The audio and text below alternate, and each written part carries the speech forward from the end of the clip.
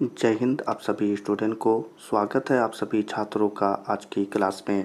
प्यारे बच्चों, आज की क्लास में हम आप सभी छात्रों के लिए सोशल साइंस के बहुत ही महत्वपूर्ण और वीवीआई ऑब्जेक्टिव क्वेश्चन लाए हैं। ये क्वेश्चन आपके मैट्रिक परीक्षा 2025 के लिए बहुत ही महत्वपूर्ण है और ये प्रश्न बिहार बोर्ड में भी काफ़ी बार पूछी गई है, इसीलिए काफ़ी महत्वपूर्ण है। तो सभी छात्र जरूर याद कर लीजिएगा, ठीक है। चलिए क्लास को शुरू करते हैं पहले क्वेश्चन के साथ। पहला क्वेश्चन है, इनमें से कौन लोहयुक्त खनिज का उदाहरण है। क्वेश्चन है, इनमें से कौन लोहयुक्त खनिज का उदाहरण है। तो इस क्वेश्चन का आंसर हो जाएगा बच्चों मैग्नीज, ठीक है। सही बच्चे याद रखेंगे, क्या हो जाएगा आंसर, मैग्नीज हो जाएगा, ठीक है। चलिए अगले क्वेश्चन की तरफ बढ़ते हैं। अगला प्रश्न है, इनमें से कौन अधात्विक खनिज का उदाहरण है। क्वेश्चन है, इनमें से कौन अधात्विक खनिज का उदाहरण है और इस क्वेश्चन का आंसर हो जाएगा बच्चों अभर्क, ठीक है। अगर आपको पता है तो ज़रूर बताइएगा, ठीक है।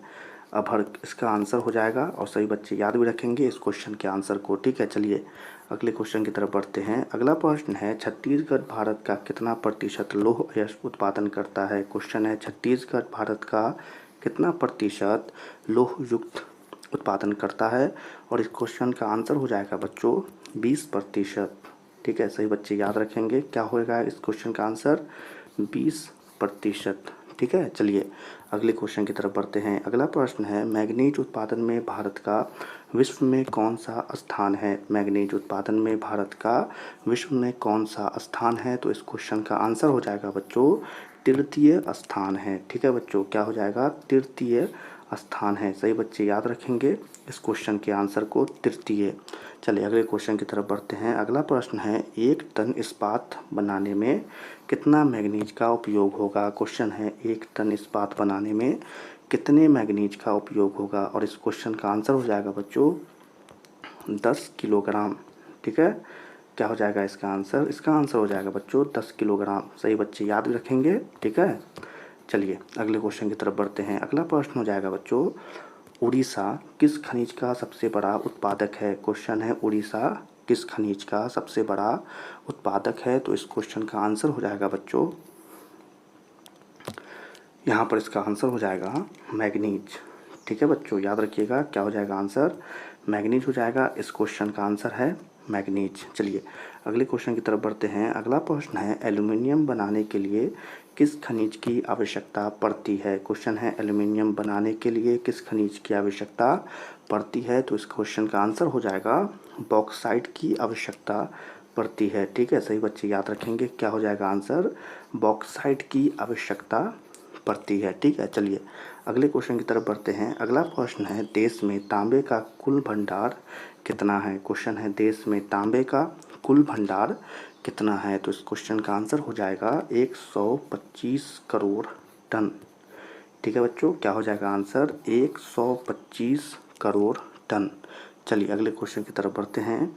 अगला प्रश्न है, बिहार झारखंड में देश का कितना प्रतिशत अभ्रक का उत्पादन होता है। क्वेश्चन है, बिहार झारखंड में देश का कितना प्रतिशत अभ्रक का उत्पादन होता है। तो इस क्वेश्चन का आंसर हो जाएगा बच्चों 80%, ठीक है। सही बच्चे याद रखेंगे, क्या हो जाएगा आंसर, आंसर हो जाएगा 80%, ठीक है। चलिए अगले क्वेश्चन की तरफ बढ़ते हैं। अगला प्रश्न है, सीमेंट उद्योग का सबसे प्रमुख कच्चा माल क्या है। क्वेश्चन है, सीमेंट उद्योग का सबसे प्रमुख कच्चा माल क्या है। तो इस क्वेश्चन का आंसर हो जाएगा चूना पत्थर, ठीक है। सही बच्चे याद रखेंगे, क्या हो जाएगा आंसर, आंसर हो जाएगा चूना पत्थर। चलिए अगले क्वेश्चन की तरफ बढ़ते हैं।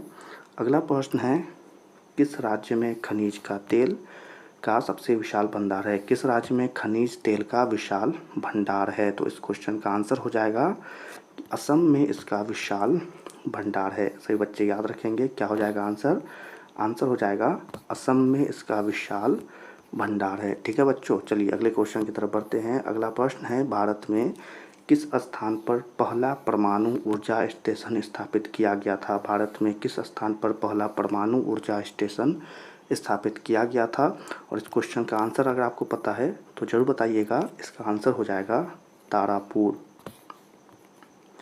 ठीक है बच्चों। याद रखिएगा, क्या हो जाएगा आंसर, आंसर हो जाएगा तारापुर। चलिए अगले क्वेश्चन को देखते हैं। अगला प्रश्न है, कौन सा ऊर्जा स्रोत अनवीकरणीय है।